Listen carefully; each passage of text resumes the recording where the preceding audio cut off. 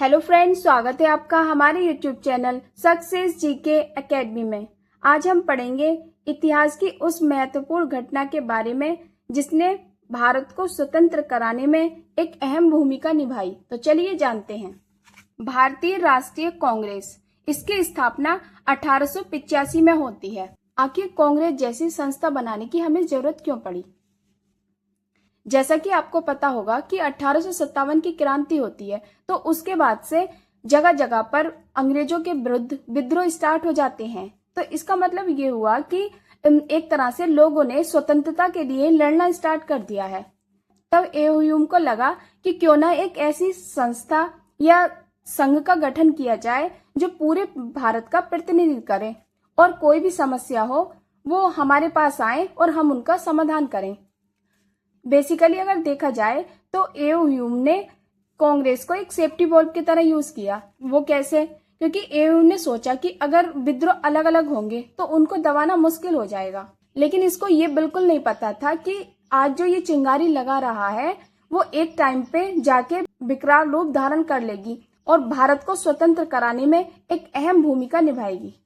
यही कारण था कि 1885 में कांग्रेस की स्थापना हुई। इसके संस्थापक एलन ऑक्टेवियन ह्यूम यानी एओयूम थे और ये स्कॉटलैंड के थे।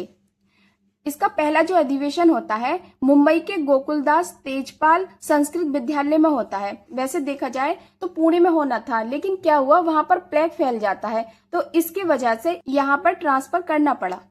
उस टाइम पे वायसराय लॉर्ड डफरिन थे और ब्रिटेन के जो प्रधानमंत्री थे वो ग्लैडस्टोन थे। इसका पहले नाम भारतीय राष्ट्रीय संघ था, लेकिन दादा भाई नौरोजी के कहने पर इसका नाम भारतीय राष्ट्रीय कांग्रेस कर दिया गया। अब जानेंगे इससे संबंधित जो वक्तव्य हैं, क्योंकि अलग अलग लोगों ने इस कांग्रेस के बारे में अलग अलग बोला है। जैसे कि फर्स्ट है डफरिन। डफरिन ने कहा है कि कांग्रेस जनता के उस अल्पसंख्यक वर्ग का प्रतिनिधित्व करती है जिसकी संख्या सूक्ष्म है। मतलब ये कांग्रेस को अल्पसंख्यक मानता था। सेकंड है फिरोज मेहता। ये इन्होंने कहा था कि कांग्रेस की आवाज जनता की आवाज नहीं है। इसलिए कहा गया था इनके द्वारा ये, क्योंकि जब पहला अधिवेशन होता है उसमें मात्र 72 प्रतिनिधियों ने ही भाग लिया था। अब नेक्स्ट है बाल गंगाधर तिलक। इन्होंने कहा था यदि हम वर्ष में एक बार मेंढक की तरह टर्राएंगे तो हमें कुछ नहीं मिलेगा। ये इसलिए बोला इन्होंने क्योंकि कांग्रेस के जो अधिवेशन होते थे वो वर्ष में एक बार ही होते थे। नेक्स्ट है जिन्ना। जिन्ना सवर्णा हिंदुओं की फांसीवादी कांग्रेस है, ये कहा था। नेक्स्ट है अरविंद घोष। अरविंद घोष ने कहा था कि कांग्रेस की मृत्यु क्षय रोग से होगी। अब देख लेते हैं इससे संबंधित महत्वपूर्ण अधिवेशन। इसका फर्स्ट अधिवेशन 1885 में मुंबई में होता है, जिसकी अध्यक्षता व्योमेश चंद्र बनर्जी या फिर कह सकते हैं WC बनर्जी।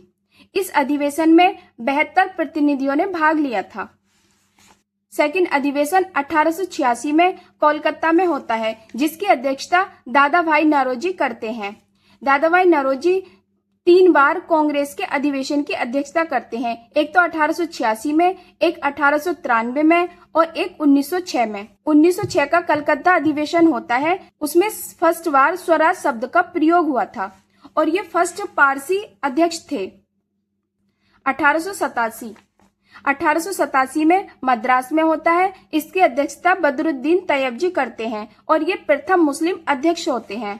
फोर्थ है 1888, ये इलाहाबाद में होता है, इसकी अध्यक्षता जॉर्ज यूले करते हैं।